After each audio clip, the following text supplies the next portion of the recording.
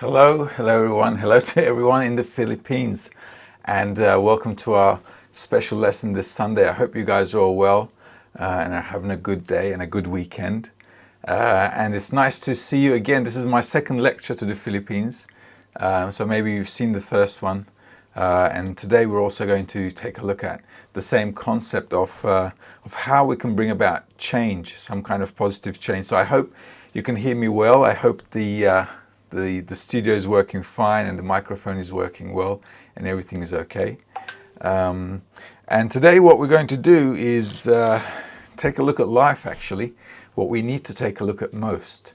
And today we're going to take a look at it from the perspective of the wisdom of Kabala and how Kabala can offer us this beautiful new perspective that we can take on life, so we can actually understand what's going on in life, what's going on with us, what's happening to us, what's happening to humanity, our country, our nations, in fact, the whole of reality itself.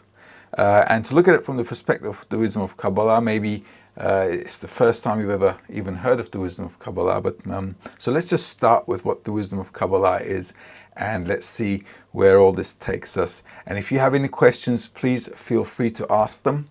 The moderators will pass them on to me, and I'll be more than happy to answer all your questions regarding this wisdom and how we can use it in order to in order to better our lives and the way we're living. First of all, the wisdom of Kabbalah is a very ancient science. It is actually a science. The wisdom of Kabbalah is a method where a person can actually discover his or her place in reality.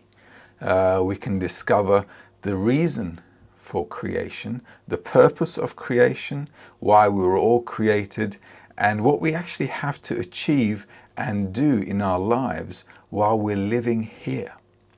So it's a very profound wisdom, and like I said, it's very, very old, and we will touch on its history in a while.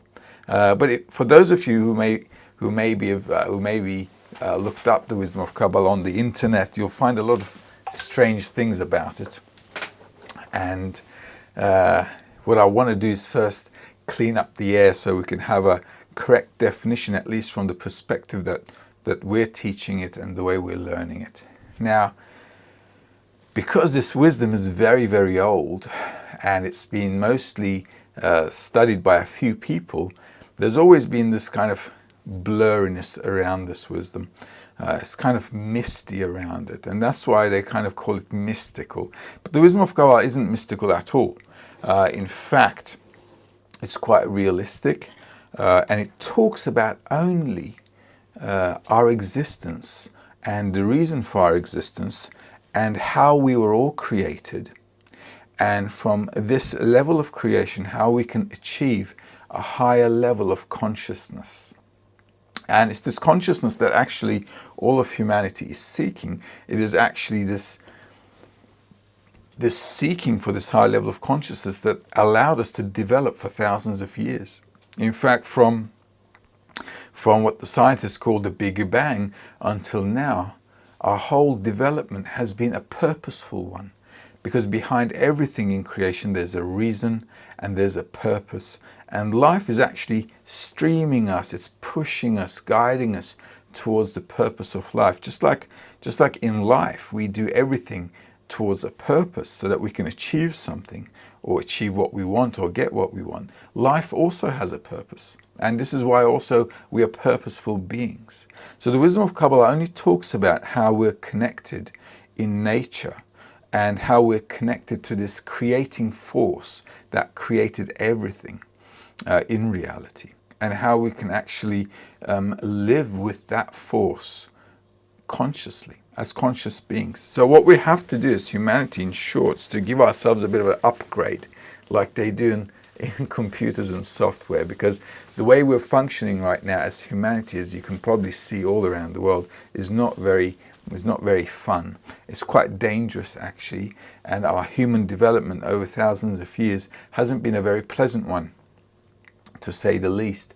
And we can see from one generation to the next, although we're advancing in technology and, I don't know, science and so forth, we've come to a point where humanity really doesn't have any more options, any more places to advance or to learn new things.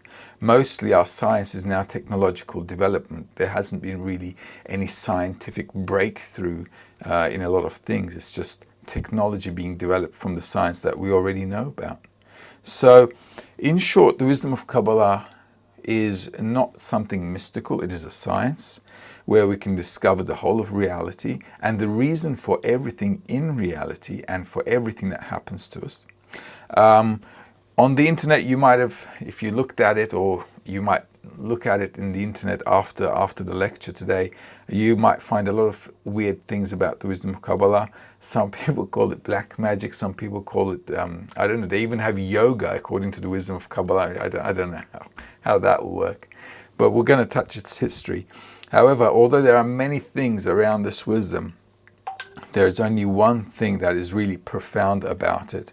And that profoundness comes due to the fact that it is a science to discover everything in creation and that creating force. Now, that creating force sometimes is known as God or Allah or Elohim. I don't know, call it whatever you like. In religions, they have names. But there's actually one force that created everything. And it included everything inside itself so that we may develop from this and to become like it. So the wisdom of Kabbalah and its origin goes all the way back to a guy which I'm sure all of you know about, was called Adam. Okay, so if you ever heard about a person called Adam, he goes around in a lot of books. This wisdom actually comes from Adam. And Adam was around nearly 6,000 years ago, and he was actually the first person to ask this question. What is the meaning of my life? Why am I living? Now, although in books they say Adam was the first man created, there is some truth to it, but we have to define it correctly. Adam was actually the first person to discover this higher level of consciousness. That's why he's called the first man. Because before Adam, for thousands of years, even hundreds of thousands of years, there were people in this bodily form. But in the wisdom of Kabbalah, human, the word Adam, man, actually means that you can perceive this upper force. You can live together in this high level of consciousness with this upper force, in this upper realm. So this is very, very important to understand that in the wisdom of Kabbalah and how a human, a man or a woman, when I say a man, don't consider it like a sexual thing, man or a woman. Man is the general human. Okay, that's what I'm talking about. As a human being, the definition of a human, this level that is the highest in creation, is actually to exist and coexist with this upper force, with the Creator, call it God, call it whatever. So it's very, very important for us to understand initially when we start studying the wisdom of Kabbalah, that although some of the concepts may be familiar to some of the religions, we must understand that the definitions are very, very much different. So Adam was the first person to discover that there was this upper force and that he could actually be in touch with this upper force and live in its realm. And that's actually called the level of human. And he started this, like I said, nearly 6,000 years ago. You know what? In fact, let's do a timeline. All right, so let's do a timeline and let's draw something. Let's discover that timeline. Okay, let's do this. Okay, so if we draw a timeline, of a historical timeline,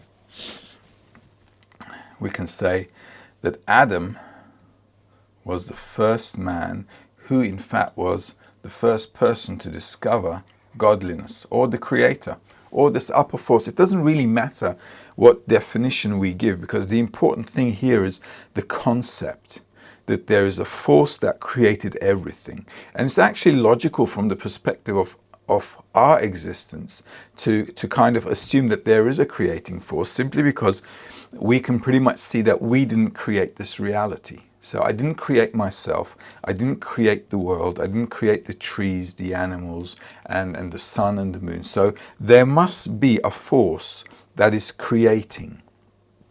So we don't know what it is at the moment, and Adam didn't know either. So his question was, well, he looked at life nearly 6,000 years ago, and he said to himself, well, you know, why are we living? I'm living here, stuck in this body. I'm born, and I'm looking at my parents and my grandparents. They're living as well, and they're dying off, just like everybody. And I'm gonna start dying off soon too. And I'm looking at life, and I just don't see any meaning behind it. So he was the first person to actually investigate the purpose of life. Why am I living? Who created me? And what does he want from me? Because I'm looking at life and I'm not getting much pleasure from it. The whole world is in chaos. According to Adam, that's how it was as well, because he was going through a personal crisis. So if he wasn't going through that personal crisis, he wouldn't be asking the question, why am I living? What's the meaning of life? And if a person isn't really asking these questions about life, there's really nothing to discover, because all our discovery is actually from questioning life. We question, and we then want to discover why things happen. This is how we actually got into science. Humanity's scientific development is sheerly because we want to discover the meaning of life. That's why we developed science, because we wanted to know why. And so Adam was the first person to ask, why am I living? What's the meaning of my life? And so he discovered the Creator. Now, discovering the Creator means that I'm actually beginning to perceive this force that's acting on all of us, all of reality, simply because I'm beginning to attain his attributes. I'm beginning to behave like him. I'm beginning to look at life like him. And this attainment that Adam got immediately began actually the development of humanity. This is why Adam is known as the first man, because human is a spiritual degree. It's not this meat and flesh that we live in, because this is going to die. This is an animal.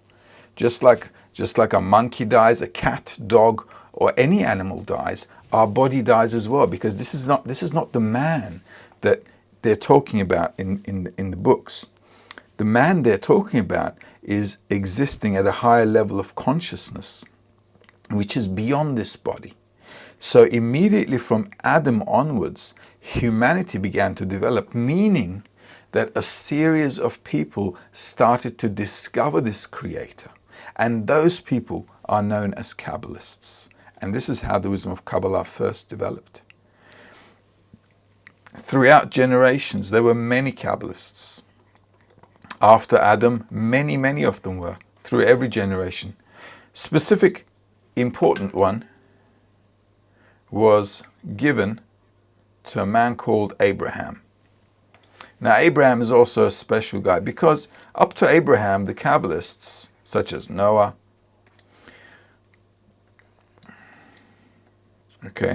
he also asked about the meaning of life. All the Kabbalists in between studied and taught the wisdom in a closed environment. It was like to their family, because there wasn't really anybody else around that was asking the meaning of life. People were just wanting to stay alive, remain alive, and to keep living. Just like in the animate degree. A lot of people in humanity are still living at that degree. They just want to carry on with life, live it out as best they can. And thousands of years ago, things weren't much different. But Abraham, during the time of Babylon, was a special character in the sense that he also asked about the meaning of life. And when he discovered the Creator, he immediately realized that they were in a special state in Babylon. And this special state in Babylon was the first civilization. It was the first time that a lot of people from different backgrounds came together in order to make a civilization. So this civilization was a new breaking point. It was a new breakthrough, let's say, in human society, simply because it allowed us to create a society, and it allowed us to be a social network. And this is why Babylon was very special. It was the first time humanity actually connected with each other. They made a country, they made an environment where they could trade together, they could work together, they could live together. And the beauty about this point was Abraham discovered that, well, wait a minute, the more we grow as a society, he discovered that there was more egoism growing in us as well. So Abraham was a critical point in evaluating to us that humanity was now in a new phase of development. And this new phase of development, Abraham actually started the first group of Kabbalists in history. He collected a bunch of people from Babylon, and they were the first Kabbalistic group.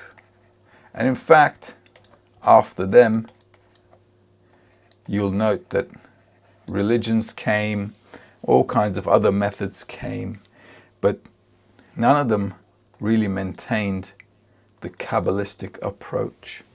So our story starts with Adam. It's later developed by Abraham, and it has been passed on through generations and generations until our time, when we're here after many Kabbalists, after many generations. Here we are in the 21st century, and our situation isn't much different than Babylon.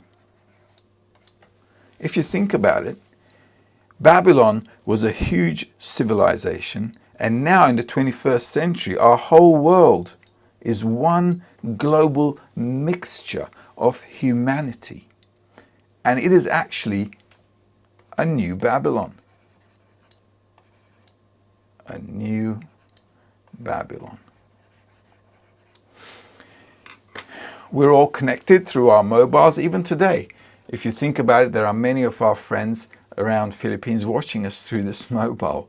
We have become like a little Babylon. We're all connected with each other, despite all our differences, despite where we're living geographically, despite our religion, our culture, our language.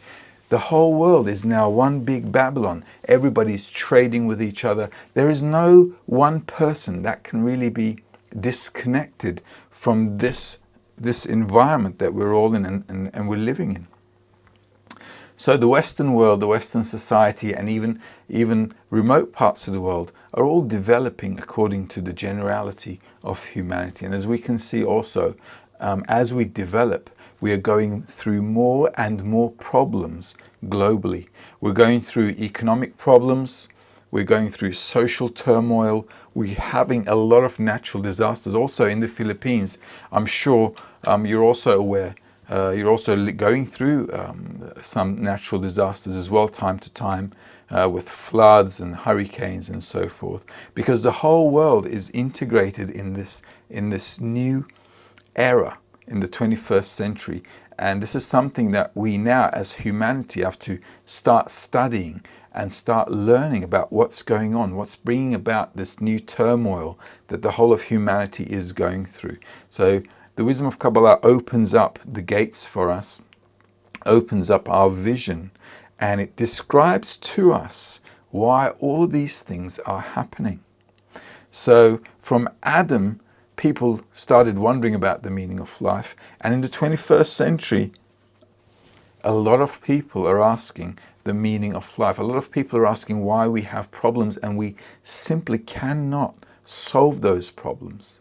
And what we can do about it, because our nature instinctively wants to be happy and fulfilled, wants to have a good life, a peaceful life, and we want a peaceful future as well. But we're looking at life and we understand that things are not going in that direction. And we don't understand why, despite the fact that we began to make all kinds of changes in society. We made all kinds of revolutions throughout the 6,000 years. Imagine all the things we went through. We went through kingdoms, the Middle Ages, we went through, I don't know, democracy, fascism, communism, all kinds of things. We developed for ourselves culture, science, religions, education, everything. But we began to understand, and we see right now, that we don't have a solution for anything. Every country in the world is going through its personal crisis, just like an individual is going through a personal crisis. And the whole world, just like a society, it's going through its societal problems. So the world is showing us that on the one hand, we're all connected despite the fact that we're all over the place on the planet. On the other hand, it's also showing us that the way that the world is influencing everyone is interconnected and it's problematic. And here exactly the wisdom of Kabbalah comes to explain to us why we have such problems and what we can do about it. So today we're going to touch on that. And if you have any questions, please feel free to ask. We'll be more than happy to answer them as we go along. So let's take a look at our essence. Now, the most important thing Kabbalists say to us is, well, first, if you want to discover reality, you've got to discover yourself. Okay? Who are you? What are you? And what is your essence? What are you made from? And this is very important because our biggest problem is we don't understand ourselves. And this is why we have depression, drug abuse, alcohol abuse, psychological problems, all kinds of social problems occur because we don't know what our essence is. We don't know what we are. And if we don't know what we are, we can't really, diagnose the sickness. And we can't really give ourselves the medicine. So Kabbalists explain to us who and what we are in our essence. So let's take a look at that shortly. Now, in the wisdom of Kabbalah, they say this creator, this creating force, is a very good force. Okay, you might find it hard to believe, but he's a very good force. And what he wanted to do was actually he wanted to create a partner in reality. And that was called human. Right? That's what he wanted. He wanted to share the whole of reality, everything, with this special created being, which happens to be all of us. Okay? And that was the plan, and that still is the plan, and that is the goal we are going to get to. So in order for us to get to that special, wonderful goal, he had to create a created being who wanted to get there. Because if you want something in life, that's when you get pleasure and you attain it, right? So the Creator created a desire to receive pleasure. And this is why every day we want something in life. You wake up, from the moment you wake up, you want something in life. You want to, I don't know, you want to get rich, you want to be famous, you want to know something, you want to have a good meal. Our life is constantly going after desires that are just popping up inside of us. And that's natural, and that's how it should be, because initially when we were first created by this Creator, the whole idea was to create a created being like a vessel to receive everything. In fact, let me draw this a little better. Okay, let's do this. To receive everything that the Creator wanted to give. So our essence, which we should be aware of and we should really know, is that we are all a desire to receive pleasure. This is what we are. A desire to receive pleasure. And you can look at your life and you can see that you've been running after getting pleasures all your life. And this is how it's been since the inception of creation. We are a desire to receive pleasure, and we run after things all the time, constantly wanting to get fulfillment. This has been humanity's drive. If we didn't have a desire, we would never get anywhere in life. If we didn't have a desire, we wouldn't have anything in life. So our essence is a desire to receive pleasure. And the Kabbalists say, well, the sooner you understand this, the better it is, because there's a problem with this. And that problem is very simple. If you have a desire and you get what you want, okay? So this is your desire. And let's say you got what you want. You got the fulfillment. Kabbalists say, well, this is crazy, because the minute you get what you want, the desire and the fulfillment, they cancel each other out. You see, the moment you're hungry and you begin to eat your food, after the fifth, the sixth mouthful, the taste is gone and you're left with the food. You just finish it off, but you get no pleasure from it, because the pleasure just disappeared the moment you got what you wanted. See, that's a really default situation, and there's nothing we can do about it unless we know how to work with it. This is why in humanity nobody can ever be happy, and it's our biggest problem, because we don't understand this formula. Everybody wants to be happy, great, because that's how we were created, to be happy. But our little problem is we don't know where to get happiness from. You see, no matter what you want in life, if you get it, the pleasure and the desire, they cancel each other out. There is no happiness in this game. No happiness. You are left feeling empty once again. Now you have to run after a new thing, thinking you can be happy. If you get it, you won't be. You'll just end up with a big, fat minus. There we go. I'll tell you why you end up with a big, fat minus. Because you wasted your life chasing something, investing money in it, and you got zero pleasure once you got it. This is how it is with every desire you have. The minute you get what you want, the desire and the pleasure cancel each other out, and you're left with nothing. So humanity is in this dilemma, always wanting to be happy because that's our nature. There's nothing we can do about it. And the problem is we're going around it the wrong way. And because we don't understand this law in nature, we're constantly eating up the planet, eating up each other, and thinking we can get more happiness from things that are in this world, when we can't. Even if you were the richest man in the world, you cannot be happy because you have everything you want. Why is it that rich people, famous people, people who have a lot of money, end up more in drug abuse, alcohol abuse, bad marriages, psychological problems, depression? Why? Because if you have the power to have everything you want, you get pleasure from nothing. You understand? You see, we've been educated in life to get the things we want so that we can be happy. Well, that's a bit of a silly education, because according to the laws of nature, the minute I get what I want, I'm just going to feel empty again. So no matter what I get, it doesn't matter what I get. The rule is that if you get what you want, you're left with emptiness again. Because you're in the middle of your favorite dinner. When you're in the middle of it, the taste of that perfect meal has already disappeared. Because the best taste you got in that meal was your first bite.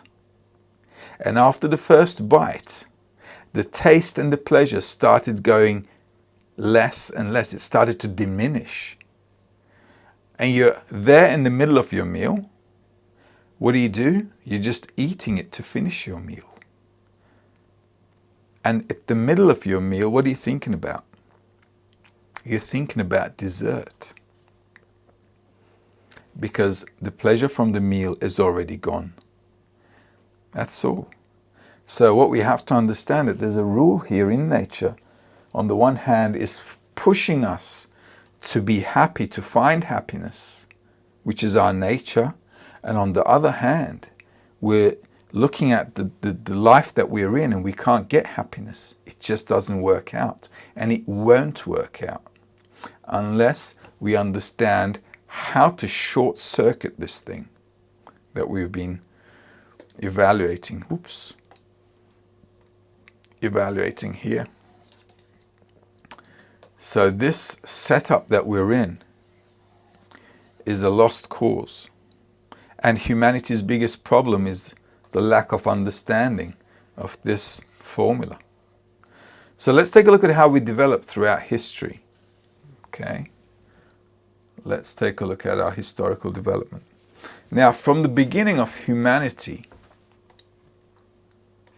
there we go, let's just draw another timeline. From the beginning of humanity, our driving force was this force to get what we want. We have desires and we want to fulfill them. Right? We want pleasure because that's our program. It's our software. Today you leave this lecture. After this lecture, you want to do something to get some satisfaction. I don't know, have a cup of coffee, go to visit a friend, anything. You will do something to fulfill yourself. Everything we do is for that fulfillment. So humanity's development through thousands of years has been through this force of development called the desire to receive for myself. Force of development, which is our inner program, just like a software. You can see all that, right? Inner program. And it's called desire to receive pleasure for myself.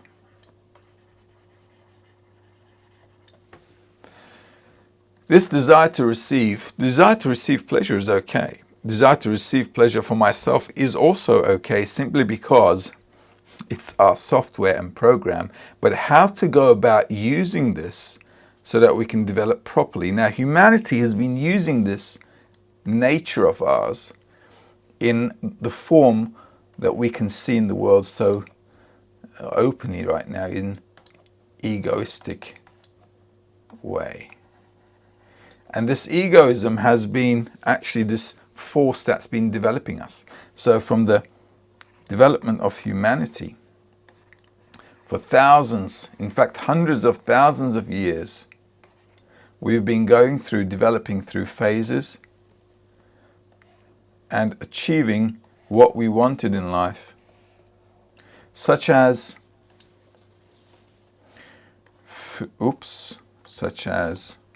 food, family, the things that we needed to exist, food, family, and sex. That was humanity's first development phase. They needed a way to sustain themselves so that the generations could continue. So our first development in society was to make sure we got these right. And that's how we developed. That's how agriculture developed. That's how the whole industrial revolution in Babylon occurred. They needed to develop a way that they can sustain themselves. And this growing desire to move forward, this egoism, was the pushing force so that we could move forward in life.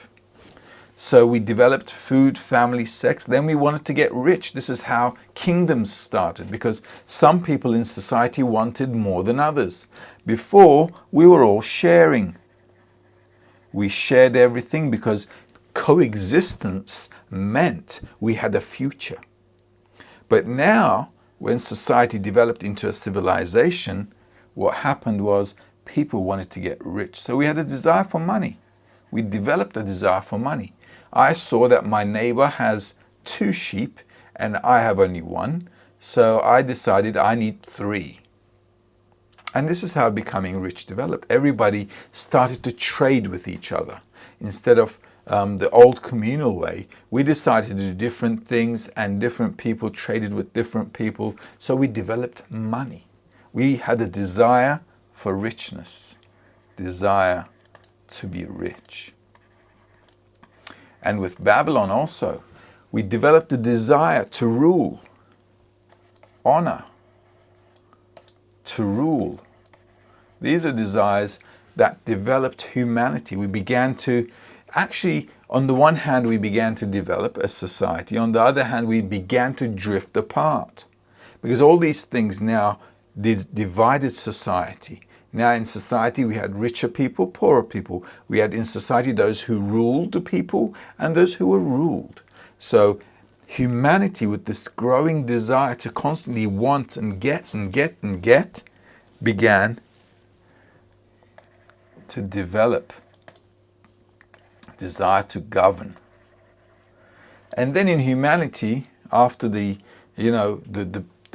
turning point for humanity's scientific development was in the Middle Ages, well, after the Middle Ages, during the Renaissance period. So then we had science. Science began to develop because we had a desire to know, desire for knowledge. And this desire for knowledge was actually the beginning for humanity's development towards where we are now in the 21st century. Because with science, we thought we could discover everything. We could discover the secret behind everything. We could know everything. One little problem was, though, we got to know a lot of things in nature. There's still a lot of things we don't know. But what happened is we came to a point where we now have a desire to know, why? Why? Let's do that. Why am I living? Okay, so what is the meaning of life? Because where we are at the moment, we don't have much meaning. We live like animals do. We're born, we live, and we die. We like to think we're better than animals, but think about it. Who's more happy in life? An animal that's living in nature, or us? Imagine a monkey living in a forest. Peaceful, everything is balanced in nature. And imagine us living in a concrete forest. Which one of us is more happy? I'd go with the monkey. Okay, judging from human society, I'd go with the monkey. It's a lot more happier than we are. So in the 21st century, as humanity's entered this new phase of development, we need to recognize that we're having a lot of social problems because we need to recognize what the problem is. And that problem is our human nature. That our nature wants to constantly get fulfilled, and it does so on the expense of others in an egoistic way. So people who have a greater ego, like politicians or the rich people, they use and abuse the poorer ones, and they have to. This is not their fault. This is not their fault. They're not doing this purposefully. It's that way because this is our nature. And if we were in their situation, we would have done the same thing. Our human nature is egoistic. So it's only logical that we see that the way they're behaving is normal. If they have a desire to rule, if they have a desire for money, this is what they do. And it's natural. There's nobody to blame here because we don't understand our nature. And the wisdom of Kabala says, listen, if we don't understand our nature, we'll just keep blaming each other. We'll just keep throwing faults at each other, and we'll just fight each other all the time. And this is what humanity has been doing for thousands and thousands of years. All the things that we've done is just kill each other. Why? Because we think somebody else is at fault. And we don't understand what our essence is. and we don't know what to do with it. So everybody thinks, in their desire to receive, that I am right.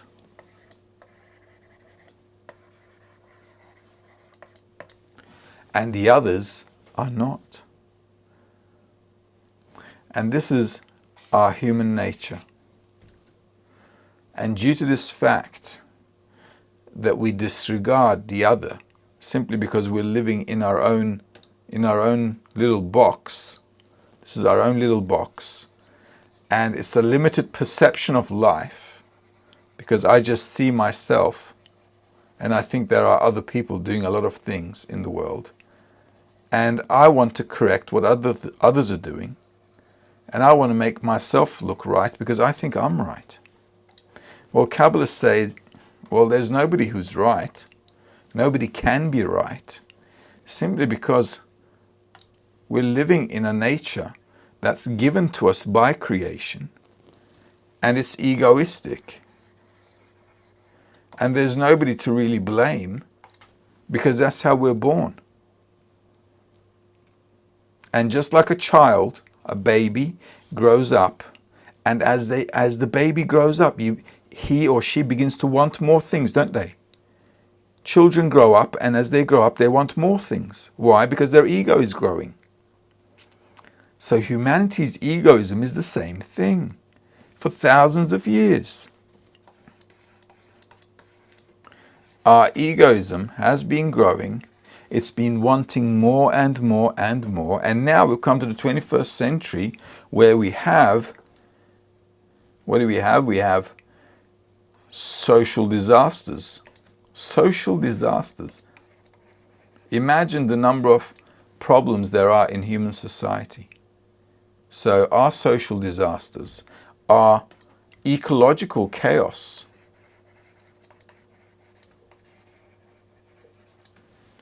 Our personal chaos, personal life, crises. It's all simply because we don't know how to deal with our own nature. And that's our biggest problem. So Kabbalists say, listen, unless you change the way you use your nature, you're never going to stop these problems. And what will happen is we will get to a third world war. Third world war. If we carry on this way. Why? Well, the First World War was about what? It was about money and control. The Second World War was also about money and control. And the Third World War is also going to be about control as well. What changed? Well, the only thing changed is because our egoism is growing, the weapons we developed are much greater and much more destructive. See, that's the only thing that changed. In fact, if you ask the question, what changed in humanity from the Middle Ages up till now? I can honestly say to you, it's the same barbaric, dark-aged humanity that's still living in the 21st century. And that's just how it is. Because as long as we're in this egoistic nature, we're just going to remain like a bunch of wild savages. So Kabbalists for thousands of years are explaining that this development needs to come to a point where humanity must make a switch. Because if we don't, the whole world will begin to squeeze us. And that's what exactly we're feeling right now. Even nature is showing us with all the ecological disasters. Imagine if you go on the news today, look up ecological disasters 2019. You will see hundreds of them. Earthquakes, floods, volcanoes, landslides all around the world. If you look at social unrest on the news, you will find social unrest all around the world. If you look at personal problems, depression, drug abuse, you will find it skyrocketing. Why? Because in our current nature, we want to be happy and we cannot be. And we don't understand why. So the wisdom of Kabbalah has come to this is why it's revealed, because there's a need to understand why we cannot be happy in life. So if we're a desire to receive pleasure, and we're constantly seeking fulfillment, and if they cancel each other out, we have to ask ourselves a question. Well, I can't change this because this is our nature. What do I have to do? How can it be that I want to be happy? I should be happy. That's the purpose of life, is to be happy, guys. Okay? This is why we want to be happy, because that is the purpose of life. So I have to start looking at it in a critical way. I have to ask myself, well, how can I be happy if I can't be happy living in this way? And that is the question that the wisdom of Kabbalah answers. All right? Because the purpose of life is for all of us to be fulfilled with amazing happiness, to exist in that higher level of consciousness, and to realize and recognize that our biggest problem in life is that we're using egoism to try to be happy. And that's not working out. All right, so that's the critical point we need to understand here. We're using our egoistic nature in order to be happy, and that's not going to work out. What we have to do is to see how we can use our nature to be happy in a non-egoistic way, but in a natural way, according to the laws of nature. Now, for example, you might say, well, what is according to the laws of nature? Right? How can a person be happy according to the laws of nature? Right? There's a fruit tree. Okay? A fruit tree never eats its own fruit, right? You guys pick from the fruit, or animals pick from the tree. You guys pick the fruit and you eat it, right? But the tree doesn't eat its own fruit, right? Okay? It doesn't. Why? Because its fulfillment is not for itself. Its fulfillment is from sharing what it can produce with somebody else, which is like humanity as well. Imagine a mother or a father, right? So I'm sure you guys, some of you have kids. When is the time when you're most happy with them? Is when you make them happy. When you make them happy, you get a special fulfillment. Okay? You get a special happiness because you made them happy. Now, this is how the laws of nature work. You see, the water, it feeds all the plants, all the animals, all of humanity, but the water doesn't drink itself. It's just there running. The soil gives all its minerals to a seed, makes it grow, makes it into a tree that gives fruit. But the soil, it doesn't eat itself up. It uses itself to actually advance the next situation, the next state. So from the soil, from the water, we get the plants, the trees, and they feed the animals, they feed us. So this balance, this ecosystem in nature, this law in nature, is a cycle that's providing for everybody else. And that's humanity's problem, you see. And this is why we can't be happy. Because as long as I'm all about me, if I'm always thinking about me, I can never, ever be fulfilled as me. But in nature, everything turns around, comes around. Okay? So we have the still level, which is the soil, the water, the sun, the moon. Okay? Then we have the vegetative level, all the plants. Then we have the animate level. And this is our life. And this is a cycle. Now, all of these are in balance. They're all balanced out. But humanity is out here somewhere. And it's completely disconnected from this balanced state. We just think we're extraordinarily great for some reason. And we're a dysfunctional, defective part in the whole of creation. So humanity is now discovering that we're defective. How are we discovering that? Well, look at planets. Look at our planet. The ocean is a trash of plastic. All our water is polluted. The air is polluted. We have managed to destroy, nearly destroy because we're still alive, nearly destroy the planet in order to suck everything for our benefit. And we haven't learned from the laws of nature. And because we haven't learned from the laws of nature, we're going towards self-destruction. It's like we're, as humanity, it's like we're cancer. We have cancer. We're eating each other up. We're eating ourselves up. We're eating the whole of creation up. So the wisdom of Kabbalah says, well, look, if you carry on living this way, there's not going to be much to live for. So Kabbalists explain to us that humanity,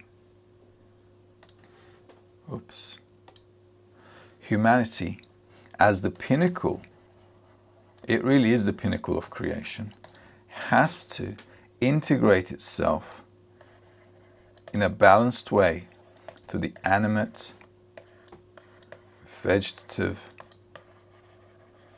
and still level, and really create this harmony and balance existence. Okay? So in order for us to get to that balanced existence, we have to first understand that our egoistic nature cannot help us here. We have to educate ourselves. We have to study the laws of nature, which is what Kabbalah is actually. Kabbalah is for us the laws of nature. And we have to understand what these laws are so we can balance ourselves. Otherwise, we will not have social unrest. We will not stop having social unrest. I'm sure in the Philippines you're also going through social waves, social unrests, ecological unrests, and so is everybody else in the world, from the US to China, from the Middle East to South America. You can see all these countries are going through turmoil all the time. Ecologically, politically, socially, economically, we are completely surrounded by problems, forcing and pushing us to ask this question: why are we living, and what's the meaning of life, and how we can get to that? And the way to get to that is to understand the laws of nature.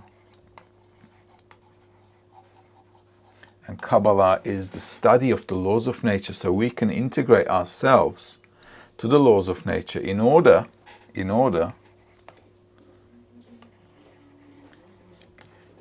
to become a higher being, which the Kabbalists say are similar to the Creator, which is actually equal to nature, by the way. This is why the laws of nature are known as the Creator's laws. So all of this needs to be integrated. We need to learn about it. We need to find out. We need to discover our own nature. We need to discover how incompatible it is to the laws of general nature. And from there, we need to educate ourselves to balance ourselves out. What humanity is seeking right now is actually a spiritual elevation. And that spiritual elevation can only come if we begin to now rise consciously from this animate level of existence into a higher level of understanding, perception, and existing together in a unison way, in unity with the whole of reality. So, This brings us to our famous question.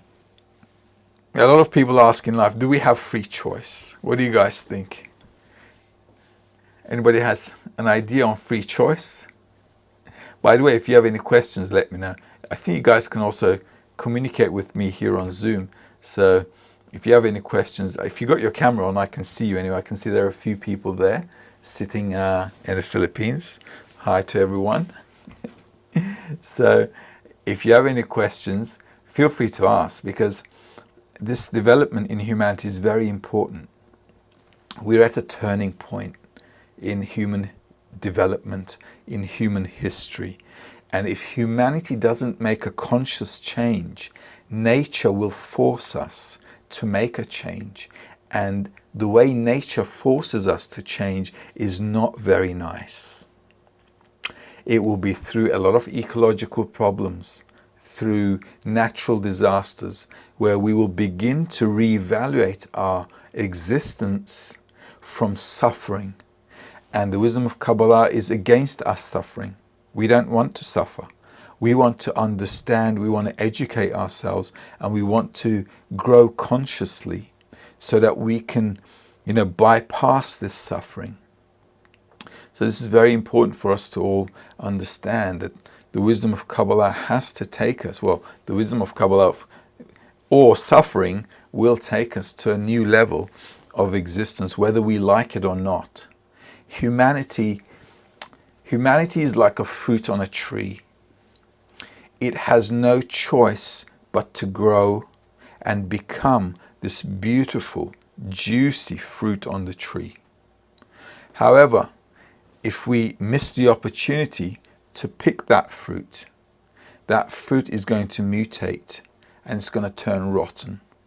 And we're at that critical turning point where, as humanity, we have to really take this upon ourselves to start consciously developing and really eat the fruit of this development, which is actually to attain a higher level of consciousness where we can really be free from the reins of this desire to receive that's controlling us all the time. Because if you think about it, if our nature is a desire to receive pleasure, and this is how we're working inside, it's a software, it means that we don't really have any free choice.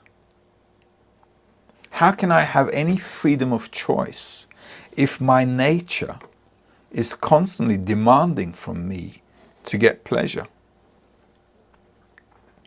I have no choice but to run around and fulfill myself, like a dog chasing its tail.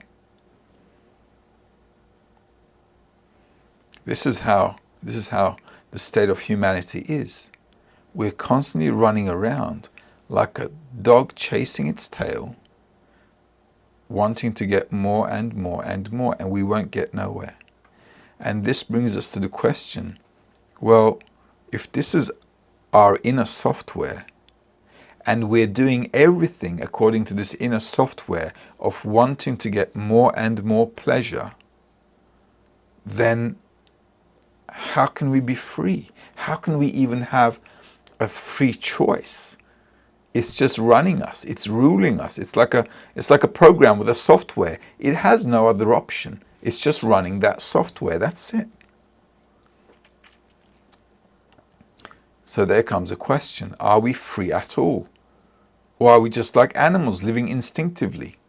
Because if you look at animals, they're living instinctively as well. So are we. The difference is that we have much more egoism. We want more and more and more. So where is our freedom of choice? And by the way, I think we've got a question here from, and this question is, what's the difference between Kabbalah and religion? They speak about the argument between God and man. How is Kabbalah different? Well, that's a really good question. Why is Kabbalah different? Well, for one thing, in Kabbalah we don't believe, we discover.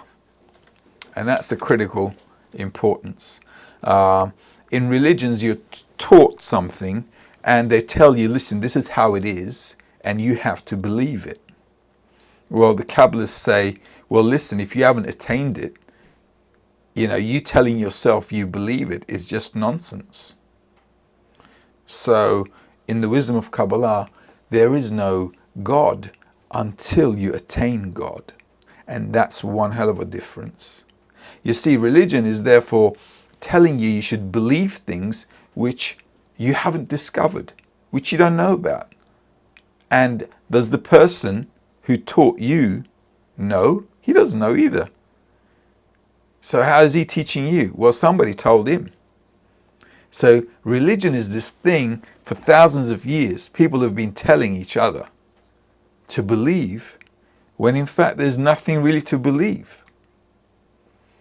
This is why religion is at its ending phase. We've now come to a level in human development that religion is completely dysfunctional. And the more religious people get in life, you can see that it's turning more into a more chaotic life. The more religious humanity becomes, the more radical they get, and the more savage they get. They have forgotten everything that the essence of their religion has taught them. You look at every religion teaches you to love thy neighbor as thyself. There's not one religion who practices that. Everybody's against everybody. But every religion teaches you to be good. But who is good? Everybody is bad against each other. So religion is dysfunctional because it doesn't give humanity any attainment. And what humanity needs to have, according to the wisdom of Kabbalah, is a full conscious feeling, sensation and understanding of this Creator. And that's why it's critically different. There is no blind belief or faith because somebody told me so. The wisdom of Kabbalah wants you to discover the Creator, to discover the whole of nature, and to actually integrate yourself inside it as a conscious being, to actually discover this relationship with the Creator consciously, and to be in that conscious existence, rather than simply believing what somebody told you and taking that as blind truth. So that is very different. In religions, there is no such thing as attaining God in this life. You see, religions want you to, or are teaching us to believe that something will happen after you die. Well, Kabbalah says, listen, after you die, nothing happens. Because at the end of the day, who is you that is dying? If you're not living at a higher level of consciousness, you're just a piece of meat and bones. So is a cat and a dog. They're just a little bit furrier than you are, other than the fact that this is just an animal. So the animal is dying. We're not reaching that human level of perception, of consciousness, so that we can actually live in that higher level of consciousness forever. As long as we are living in this bodily sensation, religion can only promise you something good after death. And do you know something, whether something will happen or not? You don't know. Do the people who teach you that know? They don't know either. Nobody knows because nobody's been there and back. So Kabbalists say, listen, that kind of life is not going to take us anywhere. And that can't be a purpose of humanity or creation, because otherwise, if something was supposed to happen after we die, it's like deleting the existence of this life here. So what am I supposed to attain here? Just blindly believe something will happen after I'm dead? It's just not comprehensible. So humanity's development needs to start. Consciousness needs to start. Consciousness means to feel the Creator. It needs to start while I'm living in this world. And it needs to be realized completely, 100%, to its utmost level while I'm living in this world. That is the purpose of existing on this planet, in this world. And this is something we must all understand critically.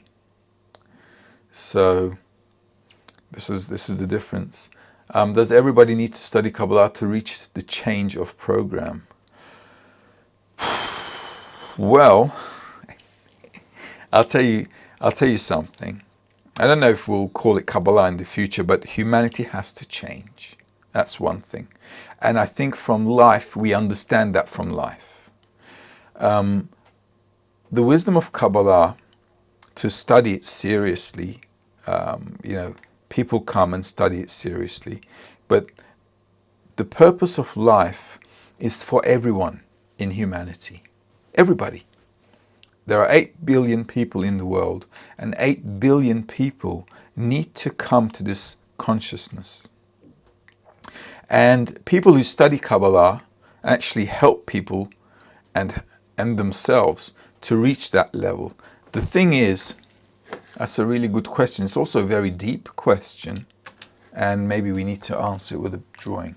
You see, what we have to understand is that all of humanity, 8 billion people, in reality, including everything in creation, the plants, animals, the planets and everything, is one creature, one man, or one human.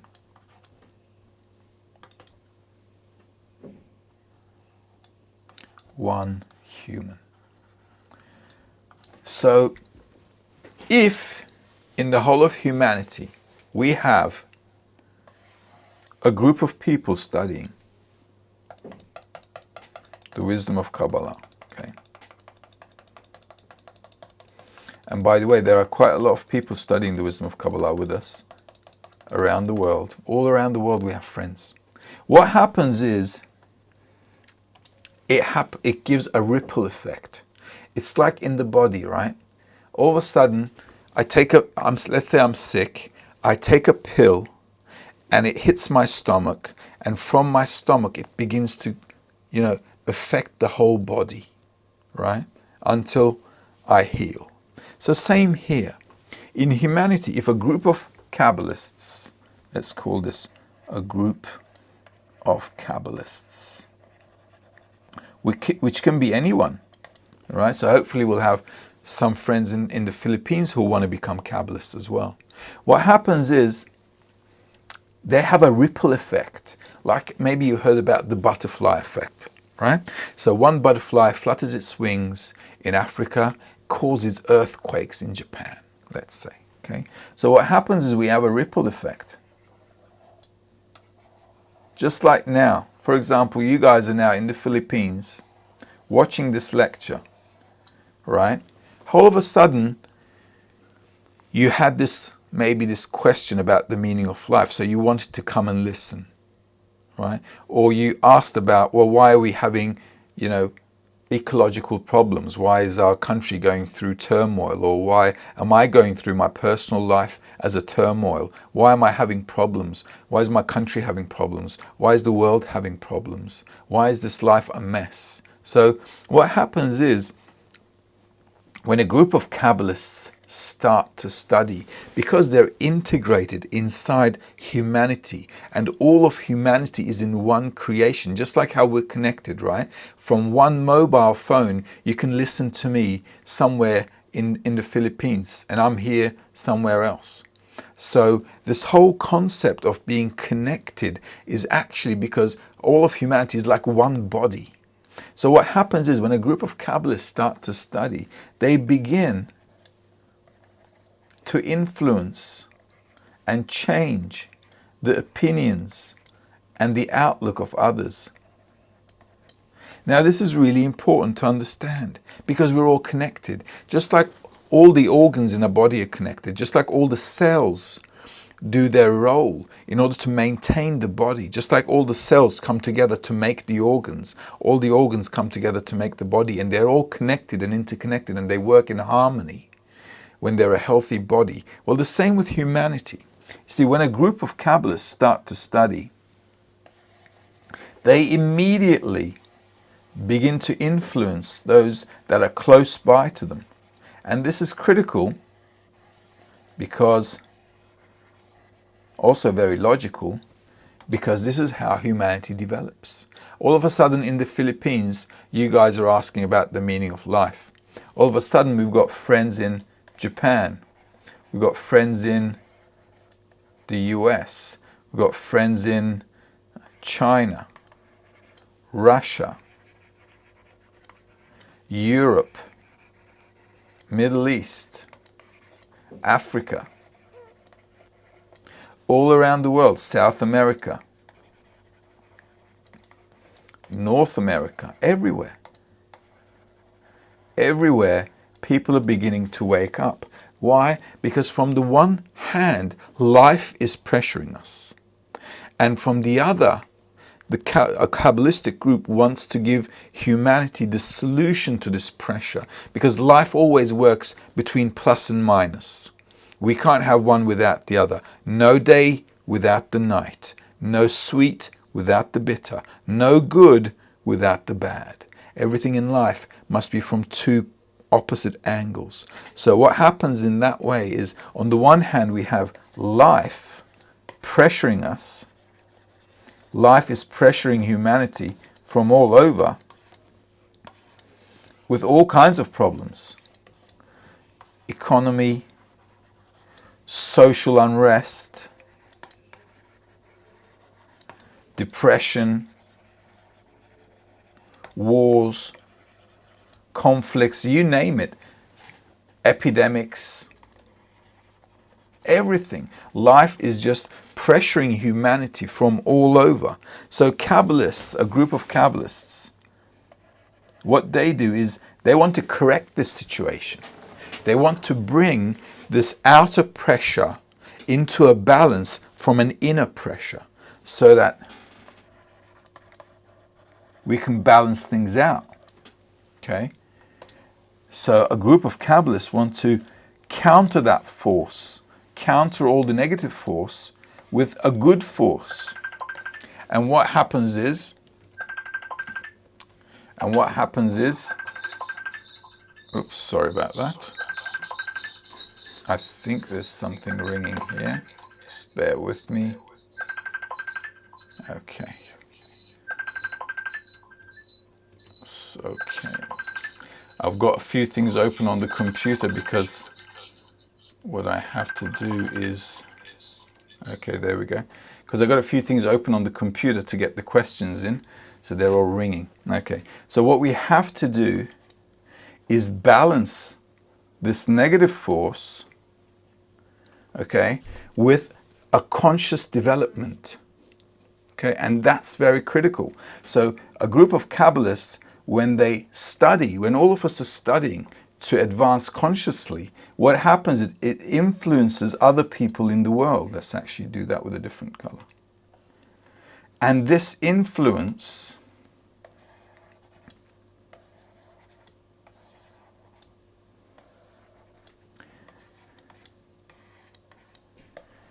brings people to an understanding, and also to the study, to learn, to want to know.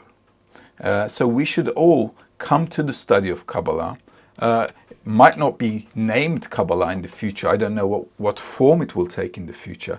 But all of us as humanity must surely come to learn the laws of nature and how to integrate ourselves into these laws of nature. This is very, very important. There's another question here. Can I reach a higher consciousness while I live like I do now? Absolutely. All of us are carrying on with our lives as they are. Nothing is really changing. What we do is add to our lives, just like we add, I don't know, some people like to go to the gym, some people like to go to a club to you know, have a hobby. Some people like to go fishing. We have hobbies, right? So the Kabbalists say, well, listen, our life is going to carry on as usual. We still have family, work, and responsibilities that we need to take care of. But what we need to do also is add to that this learning, to learn about our lives, so we can discover why we're living and what we need to do and how we can balance ourselves out so we can have a higher level of consciousness. So you don't have to change anything in your life. All we have to do is add to our life, some knowledge, some conscious development about what our essence is, about the laws of nature, about how our nature works and how we need to balance it with the general laws of nature, so that we can bring this positive and the negative to a reconciliation, because our nature is against the laws of nature, and this is why we have all these problems in life. So what we have to do is reconcile them by attaining, by clothing ourselves with a new attribute inside the laws of nature, which is actually being good people, believe it or not. We don't understand how to be good, so we have to learn what good is. Good is not defined according to what people think in the world, because a lot of people think they do good and they bring a lot of bad things to the world. In fact, all the bad things in life is mostly because good people are trying to do good things and they're completely destroying our world. We have to understand what good is. We have to understand what bad is before we even, talk about doing these good things.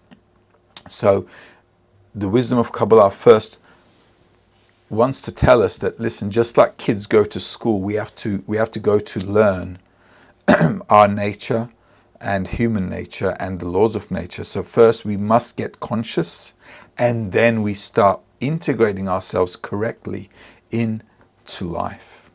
But you don't have to change anything.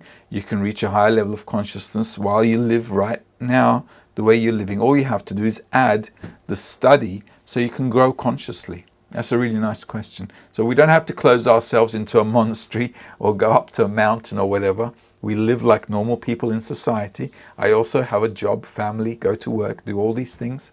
And also on top of that, I study the wisdom of Kabbalah, and I also teach it to people who want to learn so they can also advance. So you don't have to change anything in life. We just add this new teaching, just like you'd want to learn something new in life, just like you want to maybe learn how to play the piano or learn how to paint. Just like you want to learn something, you can add this to your life very easily.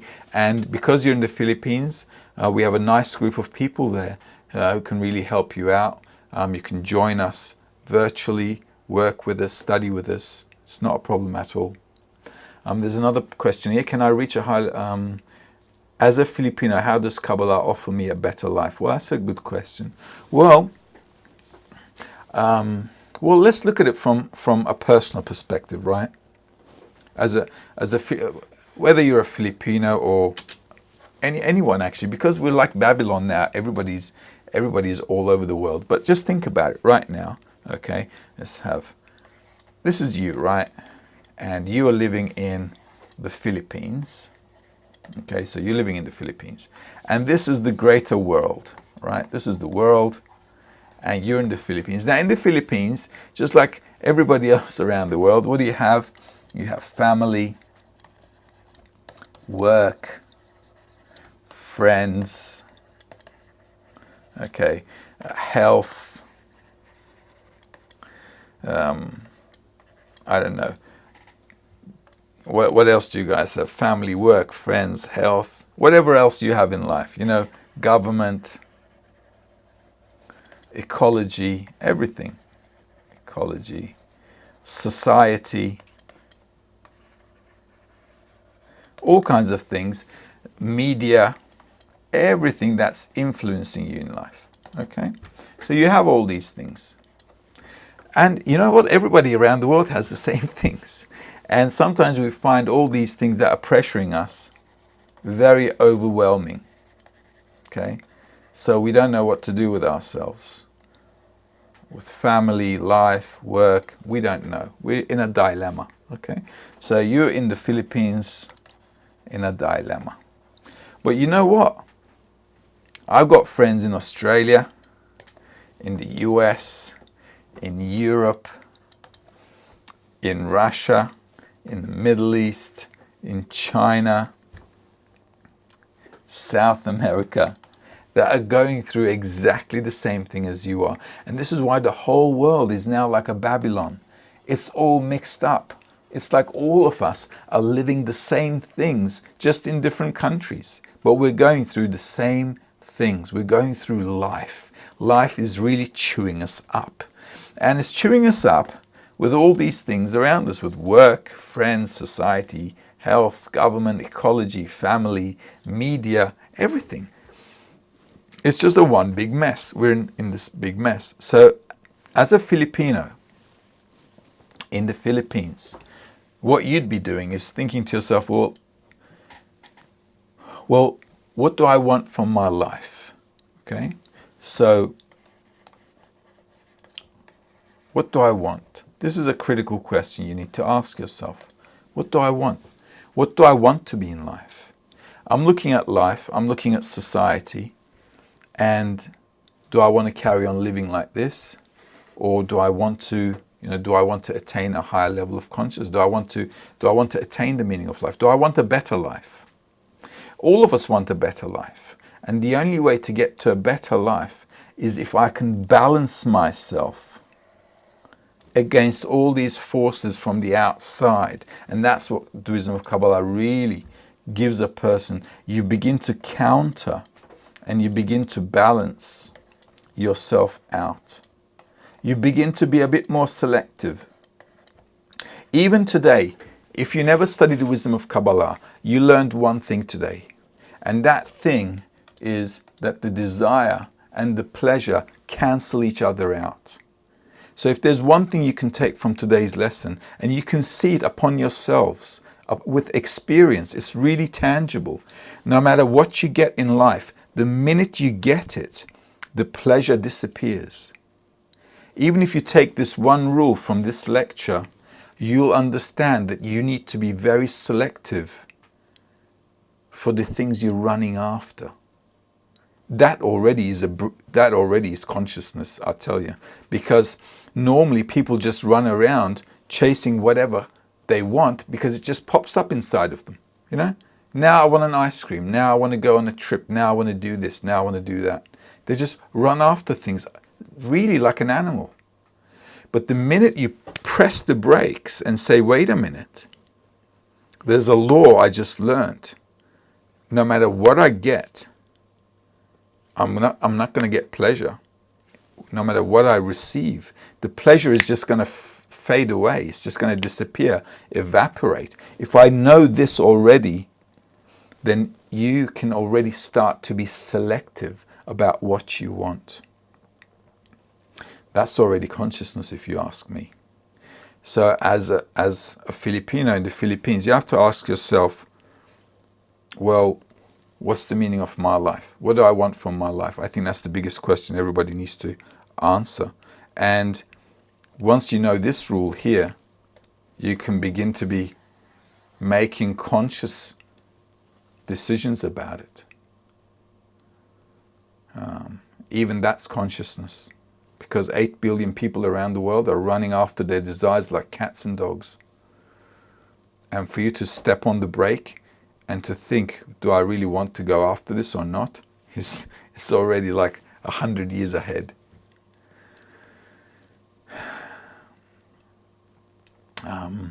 What do I need to do now in order to walk the walk? Well, to walk the walk is a good question. How do I do that? Well, we have a really nice group of friends in the Philippines. Not many of them. There's a few of them, but they're very strong and they're very dedicated, and they're really enthusiastic about discovering and attaining the meaning of life. They've already discovered the meaning of life. They want to progress it. They want to go forward with it and attain it even more and more and more. So the best way to start now is to actually connect with them. And that way what you can do is to start integrating yourself to a series of lectures. We have also self-study lectures, which you can go through on your own. And these friends can also help you integrate yourself into that.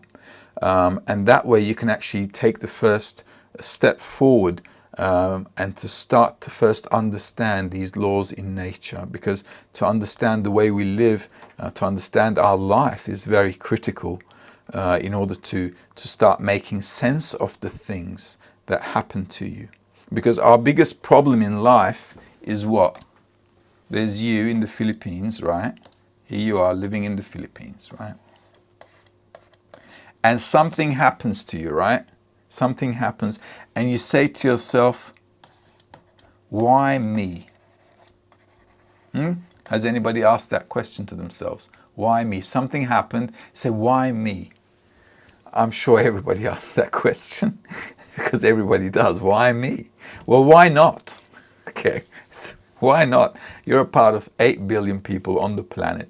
So things happen to you, negative things, you know, society, ecology, everything, you know, school, work, your boss tells you something bad, or you lose your job, or something negative that happens to you. And immediately you ask, well, why me? Well, why not? Because if bad things didn't happen to you, you'd never ask the question, right? So life has to give us some chili peppers, and they're hot. And so what we have to do is we have to get these little nuances from life. And you start asking yourself too many times, why me? You get to a point where you want to really discover the why. And that's where the wisdom of Kabbalah comes to help you out. That's how it brings solutions. Because you keep asking, why me? Why life? Why this? Why that? Why is it happening to me? Why I'm not happy? What can I do with my life? What do I need to change in my life? All these questions you're asking, it accumulates until you get to a breaking point where you must now, you know, discover the meaning of life. Otherwise, you're just going to be stuck in your loop and just get depressed. And this is how people get depressed. People get depressed because they don't know where to find happiness, how to find happiness, although they want to be happy, and they just can't understand why they can't be happy, even though they have everything. A lot of people now in the world have most of the things they want, you know. We live in a home, we have food, you know, we're not dying from starvation unless you're in some, you know, critical situation somewhere. The generality of humanity, at the end of the day, is in a state where, you know, we all have mobiles, we're all living a normal life, and then we're asking ourselves, well, why? Why am I having problems? Why am I not happy? You'll get to a point in life where this will become intolerable. And that's the point where a lot of people come to the wisdom of Kabbalah, because they don't just want to jump off the bridge. They want to know why. And that's the kind of person that comes to the wisdom of Kabbalah. He or she wants an answer to what is the meaning of my life? Why am I living? And what do I want to do? What do I want to attain? What do I have to do? What do I need to attain? Why this humanity is created? What does this humanity need to attain? And what is my role in it? Otherwise, we'll be wandering in this life like a, you know, like a leaf in the wind, not really getting anything. This is why you see a lot of people in life aimlessly living. They just live. And then they just go by. They just pass off. People are born, they're just roaming the planet, no real aim for anything, and then they just die off. So a person needs to start thinking seriously about, well, why am I living? I see a hand up over there. I'm happy to take questions, but can I hear you guys? That's the question. No, I can't. Okay, I can't hear you. I'm sorry about that. I don't know why I can't hear you.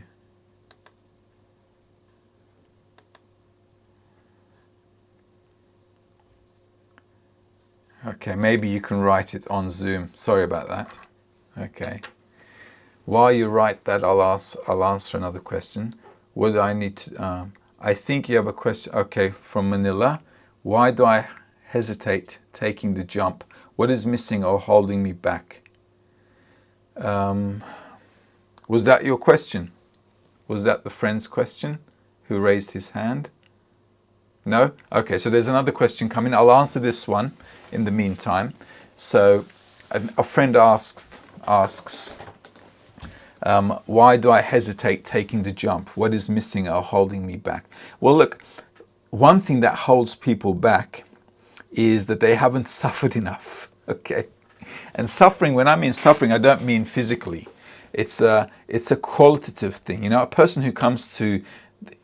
who's wondering about life is really, his suffering is qualitative. It's more in the feeling and in the mind. It's from the blurriness of life, that there's no real direction, there's no real goal in life. I mean, you can have many goals in life. You can have a great, you want to have a good career, you want to, I don't know, get rich, be a politician, change the world. You can have a bunch of goals in life. You won't get anywhere with them. And how can you see that you won't get anywhere with them? Because you can look at society and you can see society hasn't gotten anywhere with them. And that's really a wonder, really, in the 21st century. So what really holds a person back is a person needs to really come to a bit more clarification, to really understand that, the way we're living with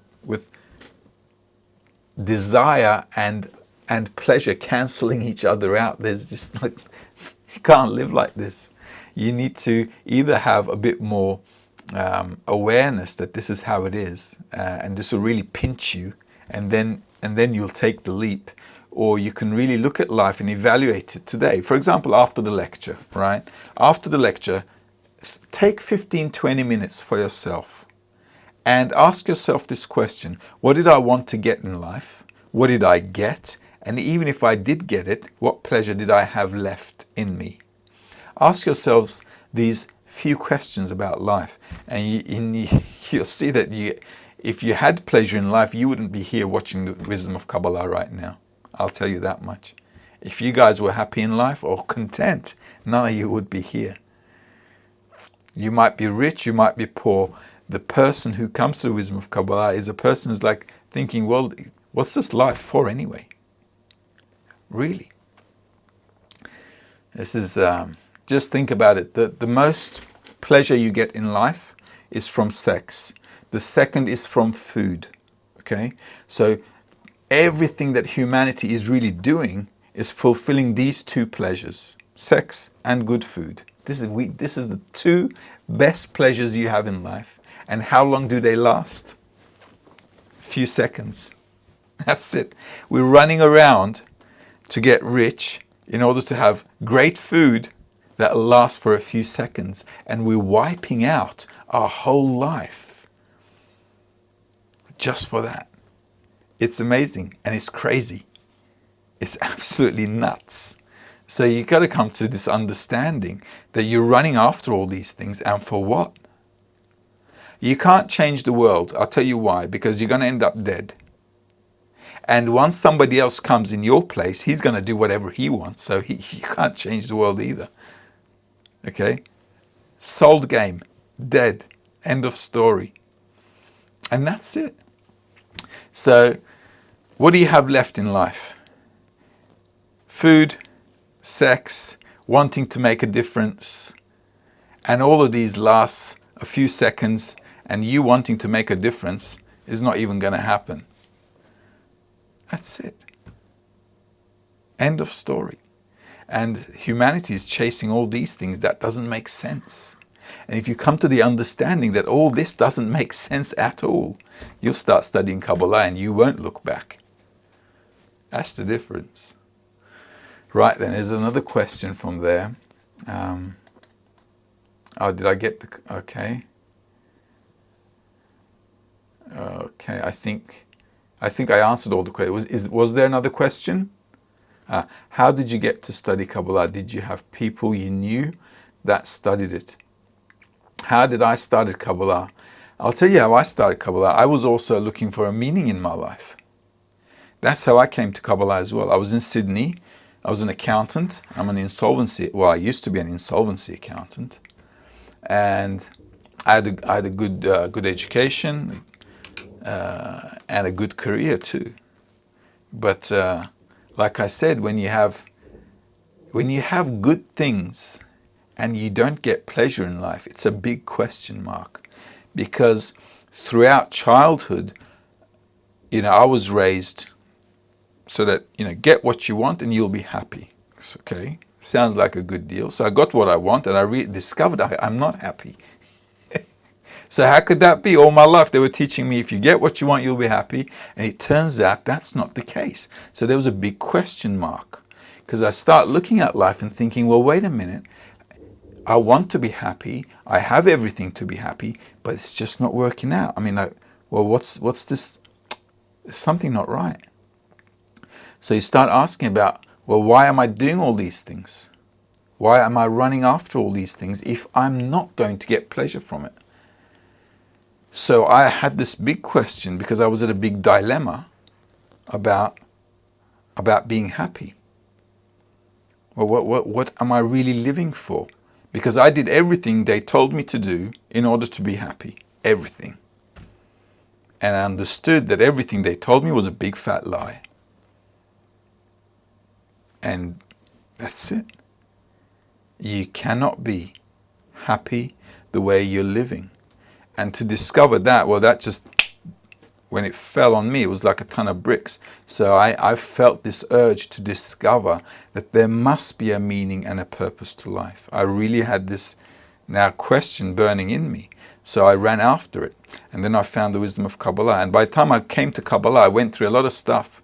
I was in religions, I was in meditations, I was in all kinds of philosophies. And then I discovered the wisdom of Kabbalah, and it took one article. Believe me, there was an article I read. It was called Who Am I? That was the first article I read in the wisdom of Kabbalah. When I opened the website, it was on the top left-hand corner. I still remember it. We had a really bad website in the early 2000s. But all the articles were on one page. It was like that with links on it. It was like a jungle. And the first article was, Who Am I? And I just clicked on that button, and that's it. I read that article and I said, okay, finally, I found what I'm looking for. And ever since then, I've been studying the wisdom of Kabbalah. I think life brings us all. And if it brings you to a question about why you're living, I think it's a golden opportunity, because all of us come with this question. What's the meaning of life? Pretty soon, I'm going to die. I don't even know when I'm going to die. I might just, leave the building and end up dead. We don't know. It's short. It's unpredictable. So you ask yourself, well, what's in my hand to do? And what am I supposed to do, really? So all these questions accumulate inside a person. As with all of you and me, I'm not anyone special. All of us come to the wisdom of Kabbalah through this genuine question, why am I living? What's the meaning of my life? Really.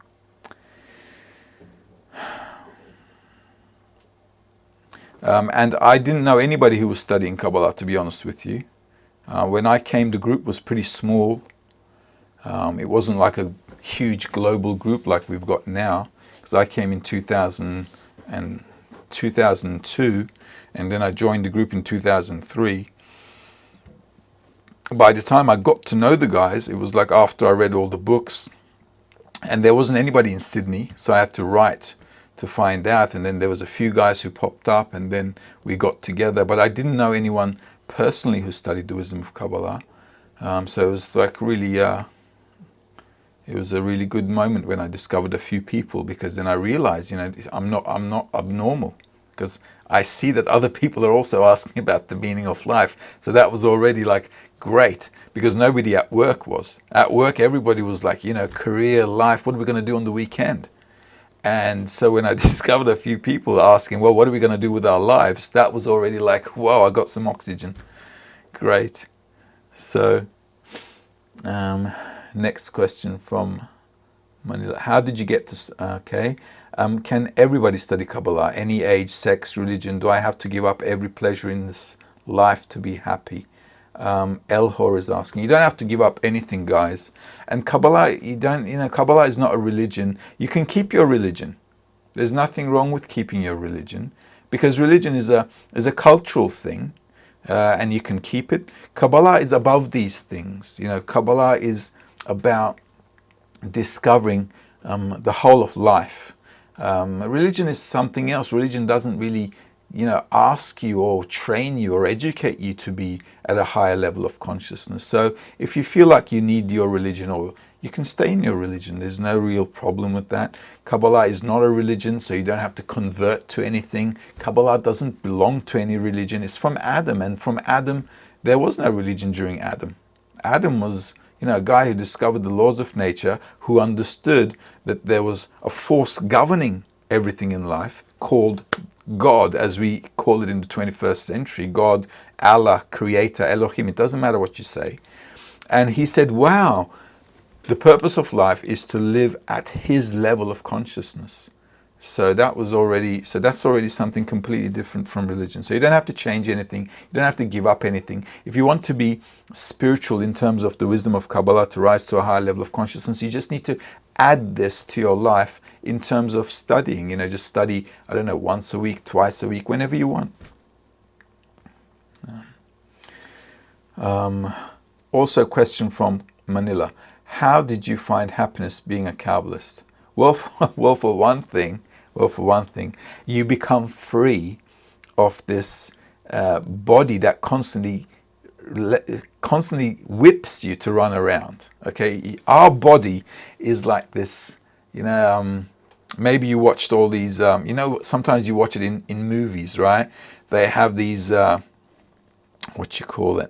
They have these chariots where they're whipping the horse all the time to go fast. Roman chariots. And our desire to receive pleasure is like this guy on the chariot constantly whipping us, and we're the horses running around. So already happiness is already when you start to look for joy, not from receiving like we do in our lives, but from actually connecting reality together. And happiness is actually discovering reality. And happiness is actually becoming more conscious. That's what real happiness is. Because you discover life with all its richness, rather than living in this small, box where you're looking out the keyhole there. And life is so narrow when you're living in this desire to receive. So to actually get out of that box and to discover amazing reality, which is outside of oneself, is already something really amazing. So that for me was really a great discovery, and that's always as joy, because in our limited perception in life, happiness just cannot be achieved. It's not sustainable. It's like how we ruin the planet. The way our economy works is not sustainable. And our economy is really a reflection of our nature as well, if you think about it. Okay? The way economy works right now is exactly how our nature works. It's just not sustainable. It's just going to lead to recession, depression, and chaos. And this is how our life really is. So in order to discover this happiness, to really get out of that rat race, you can call it, to get out of the rat race and to discover reality from a completely different perspective, and to discover the things you can attain, is already happiness on its own. Okay, and you can study at any age. You can study whether you're a woman or a man, doesn't matter. And you don't have to give up any pleasures in this world. So what is the meaning of life for you that you found as a Kabbalist? Meaning of life for a Kabbalist is to exist in reality, just like the Creator exists in reality. And that is actually the point of happiness that you get when you study the wisdom of Kabbalah. You become an acting force in nature rather than being acted on. Because just like I drew here a minute ago, for us, life is acting on us. And what we do is we react to life. We don't have a choice. Okay, this is life, and it surrounds us with everything. Family, work, stress, chaos, I don't know, whatever is in your life. This is life. And what Kabbalists manage to do is this is life. And what they do is they get out of this vicious circle and they exist outside of it. And then what they can do is then they can influence what's acting on you.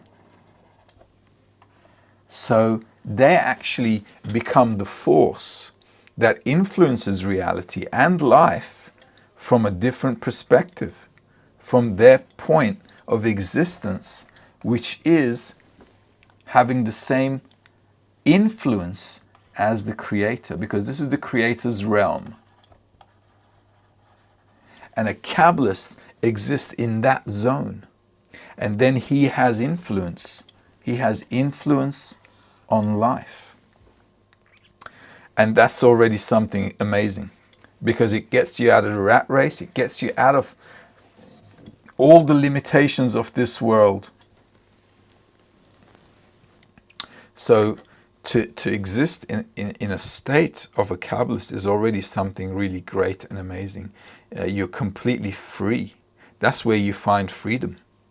Other than that, we're constantly, between this negative and positive forces, happiness and suffering.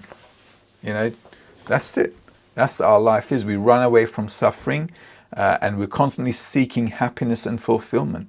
These two reins govern us and they whip us all the time like we're a racehorse. It doesn't give you any room to breathe. You can't relax. You don't understand anything. And this narrow life just leads people to the grave. So it's a great opportunity to discover all this, because you then become independent of life and you begin to exist in a sensation which is beyond your body. So your body now becomes like your tool. Rather than it governing you, you begin to rule upon it from a higher level. And the reason why we don't understand our lives, okay, is very, very simple. This rule you should know. In life, we do not understand the human level. According to science, we understand the still, the vegetative, animate, but this is the human level, right? So, this is the still level, this is the vegetative level, this is the animate level, and this is human level. You see, we don't understand our lives.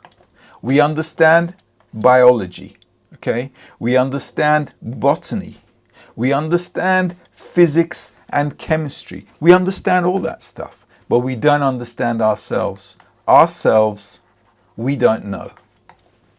And the only way you can understand yourself is if you reach a higher level, because from your level of existence, there is no way you can understand yourself. So humanity must reach this higher level of consciousness if it wants to understand itself. There is no other way. And to be up here, therefore, gives you great understanding and awareness of why things happen. Why, what, how, all these questions are now answered for you. And the biggest suffering in life is not because we're suffering from physical pain. Our biggest suffering is because we don't have an answer to these questions. We suffer at a very qualitative level because we don't know why things happen. We don't know why we're suffering. So that's a big problem. And the only way you can discover is if you discover the meaning of life, because life has a meaning and it needs to drive humanity towards the attainment of that meaning. And if you do it voluntarily, you release yourself from suffering. And if you don't, humanity just suffers. It just keeps getting blows and blows and blows. All kinds of problems. Psychological, wars, ecology, social unrest, all of these problems, we can never solve them in our level of existence because they're societal problems. So we must elevate ourselves to a next level of consciousness. If we don't get up here, we're only going to have more suffering. And this is how humanity has been developing for thousands of years. So we need to now say to ourselves, you know what, enough. Enough. How much suffering can we take? So to actually get to that level and to see humanity, to see the reason for things, to see what you can do about it, is already great happiness. And that is the happiness that we should be seeking. We should be seeking the happiness from existing in reality like the Creator and being able to influence it like the Creator, rather than puppets being acted on in this reality within our nature. So as a Kabbalist, to be free from all the laws that we're restricted by in this human nature is already something great.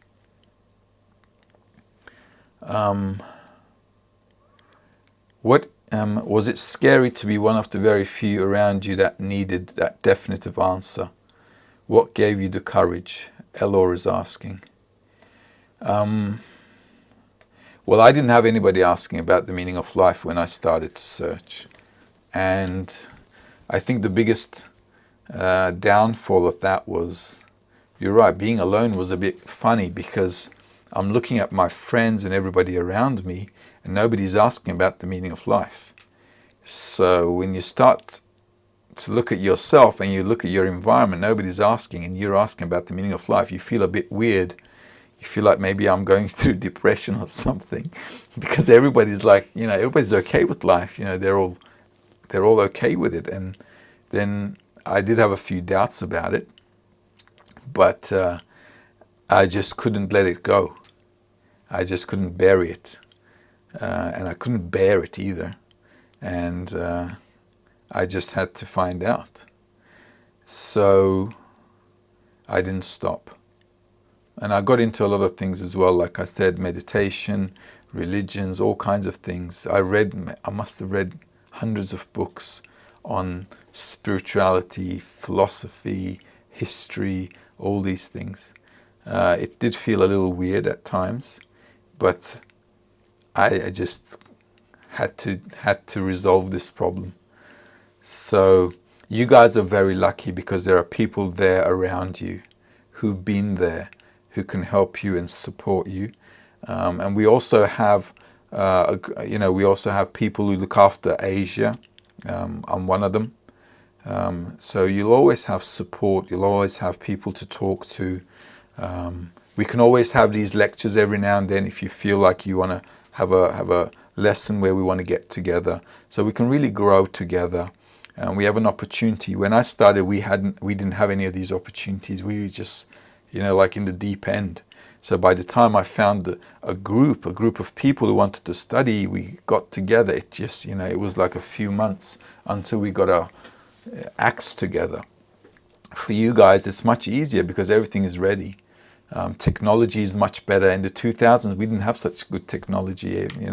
We still had dial-up internet. It was crazy. So we couldn't connect with anyone or anything. So I'm thinking you're in a really advantageous spot. Everything is ready. If you want, you can jump in, and it's not going to be at the deep end either.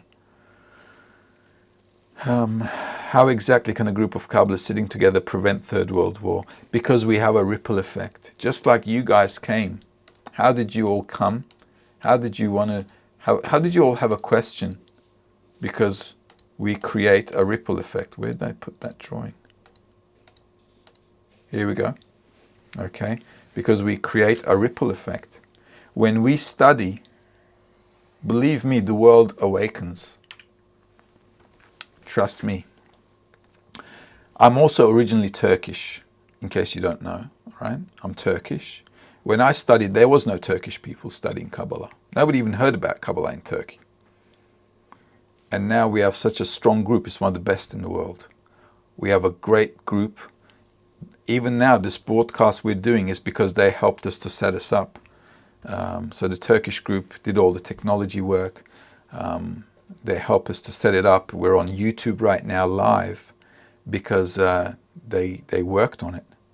They're also helping the Africa group to develop. We have a great group in Africa. So when we study, people wake up. And this is how it all works, because we're one body, we're one humanity. So when a group of people want to get conscious, the rest of the body can't help itself. It needs to move forward. It can't help itself. And I think this is why you guys are also in the Philippines now want to understand why certain things are happening in life and how you can change life.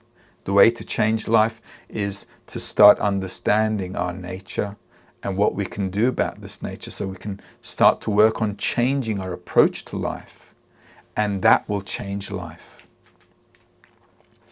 And if we want the world to come to good, we have to strive to be good. And then we have to understand what being good is. A question: can Enoch, seventh from Adam, have attained the highest consciousness, being taken by God without dying physically? Have attained the highest consciousness. In spirituality, there is no physicality, guys. Spirituality means I live at a higher level of consciousness, which is independent from our physical body. For a Kabbalist, the body is like our clothes, right? So let's say my shirt was old.